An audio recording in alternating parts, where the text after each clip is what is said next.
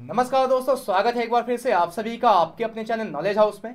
तो दोस्तों, एक बहुत ही अच्छी गुड न्यूज़ के लिए मैं आप सबके सामने आया हूं। जैसा कि आप देख रहे हो मेरे पीछे लिखा हुआ है रेलवे एनटीपीसी 1.3 लाख। जी हां दोस्तों, अगर आप सबको पता हो तो रेलवे ने एक बार फिर से वैकेंसियों की बौछार सी कर रखी है। आप देख रहे हो लगातार पहले ग्रुप डी की वैकेंसी आती है, फिर एएलपी की वैकेंसी आती है, आरआरबी जूनियर इंजीनियर की वैकेंसी आती है, और एक बार फिर से एक बड़ी तादाद में अब की बार 1,30,000 वैकेंसी आ रही हैं रेलवे एनटीपीसी की। इसी के बारे में कुछ जानकारी मैं आपको यहां देने आया हूं। तो देखो दोस्तों, अगर आप यहां पे देखो तो स्क्रीन पे आपके एक इमेज आ रही होगी, और ये जो इमेज है यहां पे हमारे जो रेल मंत्री हैं पीयूष गोयल साहब, वो ट्वीट करते हुए लिख रहे हैं कि भाई तेजी से विकास करती रेलवे में हमें चाहिए कुशल और ऊर्जा से भरे युवा साथी। रेलवे ने 1,30,000 पदों पर भर्ती प्रक्रिया शुरू कर दी है और इस अवसर का लाभ उठाएं। सभी वर्गों के आरक्षण को बरकरार रखते हुए हमारे संविधान के अनुसार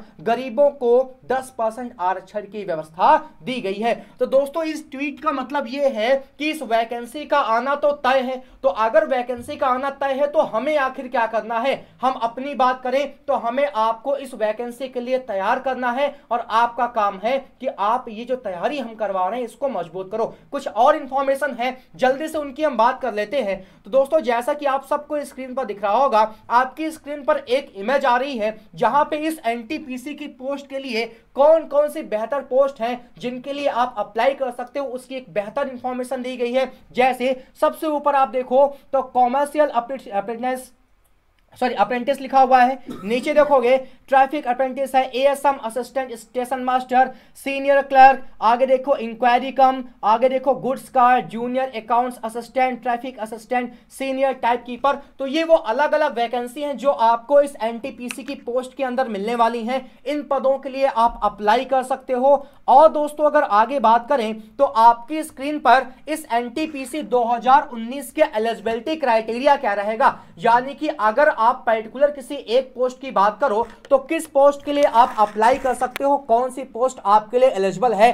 तो आप देखो हर एक पोस्ट के लिए आगे लिखा हुआ है कि उसके लिए आपकी एलिजिबिलिटी क्या होनी चाहिए। अगर आप देखो तो ऊपर सीए से लेके नीचे आपका सीनियर टाइम कीपर तक एक एक एलिजिबिलिटी क्राइटेरिया लिखा हुआ है। आप स्क्रीनशॉट लेके इसका आसानी से अपने पास रख सकते हैं, स्टोर कर सकते हो। और आगे दोस्तों देखें तो यहाँ पे एज रिलैक्सेशन को लेके बड़ा मुद्दा रहता है कि सर एज में कितनी छूट मिलेगी। तो आप देखो तो ओबीसी के लिए दोस्तों 3 साल, इसी तरीके से एससी एसटी के लिए 5 साल, पीडब्ल्यूडी आपके जो है जनरल वाले उनके लिए 10 साल, पीडब्ल्यूबी ओबीसी वाले के लिए आपका यहाँ पे दिया हुआ है 13 साल, और पीडब्ल्यूडी जो एससी और एसटी वाले हैं उनके लिए 15 साल। और भी बहुत सारे ऐसी पोस्ट जिनके लिए एज रिलैक्सेशन है, जैसे एक्स सर्विसमैन हो गया, फ्रीडम फाइटर हो गए, तो वो आपके एलिजिबिलिटी क्राइटेरिया और है। इतना ज्यादा डीप में आपको जैसे वैकेंसी आएगी तो पता चल जाएगा।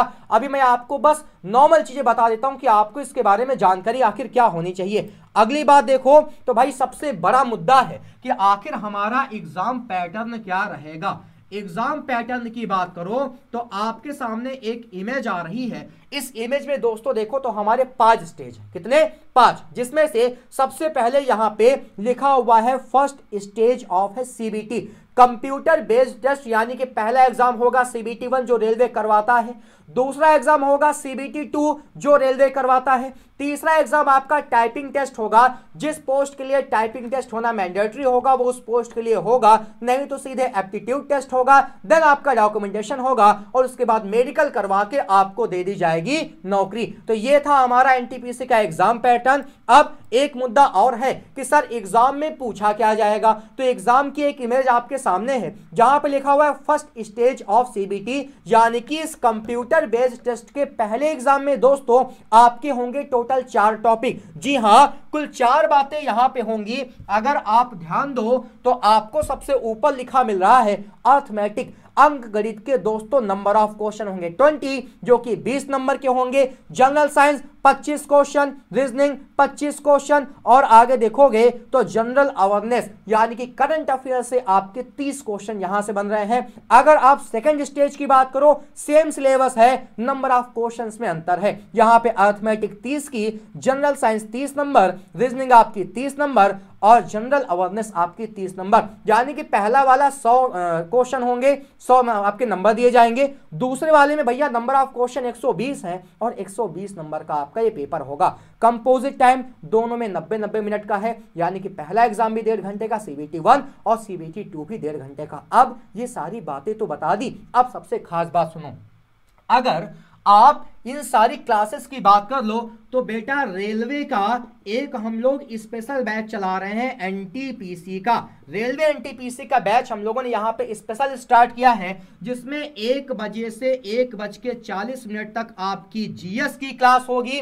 अगर 1:40 से बात करो तो 1:40 से 2:20 तक आपकी मैथ की क्लास होगी, और अगर आगे चले तो 2:20 से 3 बजे तक, यानी कि ये 40 मिनट की आपकी रीजनिंग की क्लास होगी। तो दोस्तों ये आपका शेड्यूल है, ये आपका मंडे से लेकर सैटरडे तक अप्लीकेबल है। जी हाँ, मंडे टू सैटरडे ये रेलवे का बैच आपका चलता है। अब बात आएगी सर करंट अफेयर्स कहां से पढ़ें, तो करंट अफेयर्स के लिए मॉर्निंग में 7 बजे आपके मानवेंद्र सर का शो आता है, उसको देखो, बहुत इंपॉर्टेंट है। यानी कि करंट अफेयर्स के लिए आप जो मानवेंद्र सर का शो आता है वो आप देख सकते हो। बाकी सब्जेक्ट की बात करो तो जीएस मैथ और रीजनिंग आपके पास है।